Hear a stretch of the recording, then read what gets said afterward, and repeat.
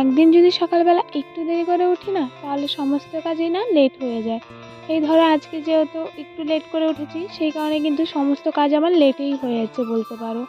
তো আর এখন যেহেতু শীতের দিন পড়ে গেছে, তো শীতের দিনের দিনগুলো তো সবাই জানোই কীরকম হয়। কীভাবে যে দিন মানে সারাটা দিন কেটে যায় বুঝতেই পারি না, মনে হয় যে এই কাজটা ছেড়ে ওই কাজটা হাত দিতে দিতে আর কি দিনটা চলে যায়। যাই হোক, আজকে মানে সকালবেলা ঘুম থেকে উঠে এই শীতের মধ্যে মানে ঠান্ডার মধ্যে কীভাবে যে এই সমস্ত কাজ একা হাতে সামলেছি শুধু আমিই জানি। শুভ সকাল আমার প্রিয় বন্ধুরা, তোমরা সবাই কেমন আছো? আশা করি সবাই খুব ভালো আছো, সুস্থ আছো। আলিপুর জেলার ছোট্ট একটি শহর থেকে আমি মনিকা আমার আরও একটি নতুন ব্লগে তোমাদের সবাইকে স্বাগত জানাই। বড়দেরকে অনেক অনেক প্রণাম আর ছোটোদেরকে অনেকটা ভালোবাসা জানিয়ে আরও একটি নতুন ব্লগ নিয়ে হাজির হয়েছি। তো দেখো, সকালবেলা ঘুম থেকে উঠতে প্রায় অনেকটাই লেট হয়ে গেছে বলতে পারো। ওই উঠেছি 8:30 আর কি, তখন বাজে 8টা, 8:30 হবে হয়তো। তো মেয়ে আর আমি একসঙ্গেই ঘুম থেকে উঠেছি। ঘুম থেকে ওঠার পর নিজে আর কি একটু ফ্রেশ হয়ে নিয়েছি। তারপর মেয়েকেও একটু ফ্রেশ করিয়ে দিয়ে পরিষ্কার করে দিয়ে ওকে একটু সকালে খাইয়ে দিয়েছিলাম দুধ। তো দুধটা খাইয়ে দিয়ে আর আমি চলে গেছিলাম ঘরে গিয়ে দেখি মাথাটা এত পরিমাণে ব্যথা করছে যে কি বলবো। তো ভাবলাম একটু মাথায় তেল দিই। তো মেয়েকে বললাম, মা আমার মাথাটা না প্রচণ্ড ব্যথা করছে, আমি একটু তেল দিই, তুমি এখানে বসো। তো ও বললো, না মা তুমি বসো, আমি তোমাকে তেল দিয়ে দিই। তো এই যে যেরকম কথা আর কি, তো মেয়ে আমাকে একটু মাথায় তেল দিয়ে দিচ্ছিলো, তো তোমাদের সঙ্গে সেটা একটু শেয়ার করলাম। তো আর কি ও তেল দিয়ে দিয়েছি কি বলতো, ওই হাতে একটু তেল নিয়ে মাথাটা একটু চারদিকে বুলিয়ে দিয়েছে, ব্যাস হয়ে গেছে ওর তেল দেওয়া।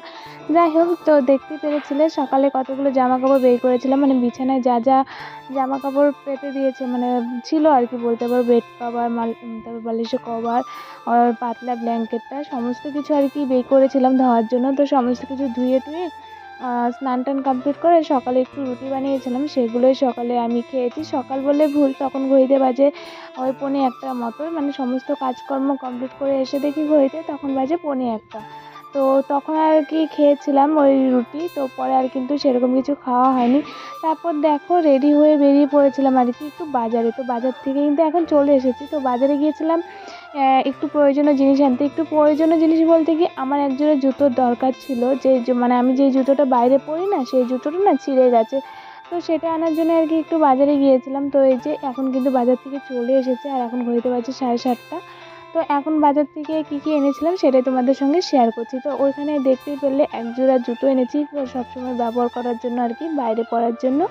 আর তার সঙ্গে নিয়ে এসেছি এই যে এখানে আমলা, মানে আমলকি বলতে পারো, অনেকে আমলকি বলে অনেকে আমলা বলে। যাই হোক, এখানে একটু আমলকি নিয়ে এসেছি। মামা বলে একটু দই খাবে আর কি। তো দই, মিষ্টি দইটা তো আনিনি, মানে পাইনি আর কি, টক দই পেয়েছিলাম। তো টক দইটাই নিয়ে এসেছিলাম। আর এখানে একটু সবজি ছিল, যেরকম গাজর, মামামের জন্য আর কি সবজি বানানোর জন্য একটু গাজর, তারপরে বিনস, এই হাবিজাবি আর কি নিয়ে এসেছিলাম। তো সেগুলোই তোমাদেরকে এক এক করে দেখাচ্ছিলাম। যাই হোক, এখন হলো রাতের জন্য কিছু রান্না করব, মানে রান্না বলতে গিয়ে ভাত করব। ভাত তো সকালবেলা করেছিলাম অল্প, তো ওইখান থেকেই ভাত আছে, বেঁচে গেছে আর কি সকালের ভাত।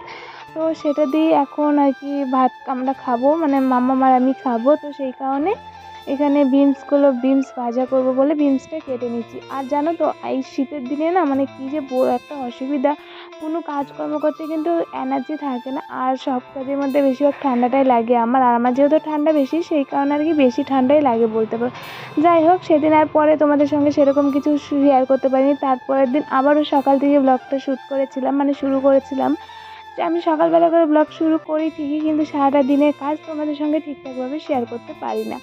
যাই হোক, এদিকে দেখো সকালবেলা ঘুম থেকে উঠে নিজে বাসি কাজকর্ম করে স্নান টান করে কমপ্লিট করে আর কি ঘরে এসে দেখি, এই দেখো মেয়ে হচ্ছে ঘরে বিছানার মধ্যে জল খেয়েছিল, জলের বোতলটা বিছানায় রেখেছিল। তো পুরো জলটা, বোতলে যা জল ছিল পুরোটা পড়ে আর কি ভিজে গেছিলো। তো এদিকে মেয়ে জলের বোতলটা রেখে চলে গেছিলো কাকিমাদের ঘরে। ওইখানে গিয়ে আর কি একটু ফোন দেখছিলো না খেলা করছিলো, আমি ঠিক জানি না। তো ওখান থেকে ডেকে এনেছি, আনার পর দেখালাম ওকে, তাই ও আমাকে কানে ধরে বলছে, মা সরি, ভুল হয়ে গেছে, আর হবে না, মানে আর কি সেটাই বলছিল। তারপর আর কি ওইদিকে তো মেয়ে তো সরি বললো, আর মেয়েকে তো এখন বেশি কিছু বলাও যাবে না, যেহেতু ও বেচারি বুঝতে পারেনি। তো আর কি করার পর ওখানে হলো এখন কালকেই আমি জামা কাপড় সমস্ত কিছু ধুয়েছি, আর আজকে না একদমই ইচ্ছে করছিল না সমস্ত কিছু টেনে এসে নিয়ে রোদ্রে দেওয়ার। আর সত্যি কথা বলতে তোমাদেরকে তো আগে বলেছি আমার ঘাড়ে এত যন্ত্রণা হচ্ছে যে কি বলবো।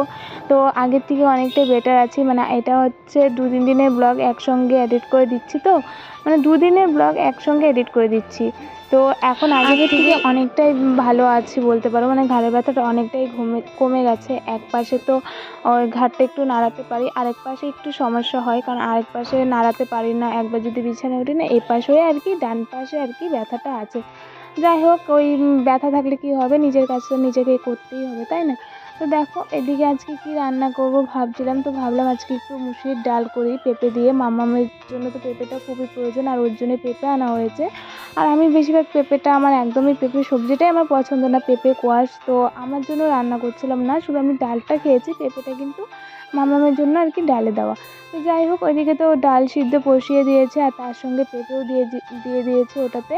আর এদিকে দেখো বিস্কুট নিয়ে এসেছিলাম কালকে, সেটা তোমাদের সঙ্গে শেয়ার করতে পারিনি। তো বিস্কুটটা হলো এখন এই কৌটোটার মধ্যে ঢেলে নিয়েছি, মানে ঢেলে রাখছি আর কি বলতে পারো, কারণ যেহেতু তো ওই মানে কৌটো সেরকম আমার কাছে নেই। আর দ্বিতীয়ত তোমরা তো জানোই এই কৌটোটা আমি ওই যে ফেরিওয়ালার কাছ থেকে রেখেছিলাম 3টা কৌটো, তো 3টাতে 3টে জিনিস রেখেছি।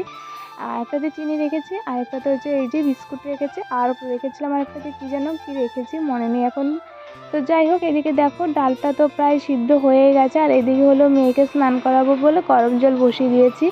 অনেকটাই বেলা হয়ে গেছে, আর শীতের দিনের মানে দিনগুলো না কি বলবো, আর সময় যে কীভাবে চলে যায় বুঝতেই পারছি না। আর আমি এখন ঠিকঠাকভাবে ব্লগও শ্যুট করতে পারছি না, আর সেই কারণে তোমাদের সঙ্গে শেয়ারও করে উঠতে পারছি না, কারণ হলো ঘাড়ের সমস্যাটা এত পরিমাণে ব্যথা আর কি মানে হচ্ছে যে কি বলবো। যাই হোক এদিকে তো গরম জল বসিয়ে দিয়েছে, আর ওদিকে ডালটাও হচ্ছে, তো ভাবলাম এই ফাঁক দিয়ে বিছানাটা গুছিয়ে নিয়ে তারপর হলো আমি আমার বাকি কাজগুলো করি। আগে হলো মাম্মামকে স্নান করাবো, স্নান টান করিয়ে তারপর আর কি ওই করবো, আর মাম্মামকে খাইয়ে দেবো। তো দেখো ওইদিকে কিন্তু বিছানা গুছানো কমপ্লিট হয়ে গেছে, আর এদিকে না রান্নাটাও করে নিয়েছি।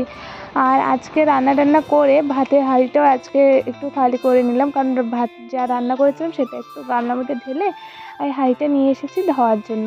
তো এখানে এই দেখো মামামের হাঁড়িটা নিয়ে আসার কারণ কি বলতো, ভাতটা না নরম হয়ে গেছে, আর সত্যি কথা বলতে খাই আমরা 2জন মানুষ, আর হাঁড়িটার মধ্যে রান্না করি দেখে মানুষ হয়তো ভাবে মানে 5-6 জনের রান্না করি, কিন্তু না আমরা 2জন খাই আর রান্না করি এত বড় হাঁড়িতে। মানে ভাবছি হাঁড়িটা চেঞ্জ করব, একটা ছোট্ট হাঁড়ি নেব, জানি না কবে নিতে পারি।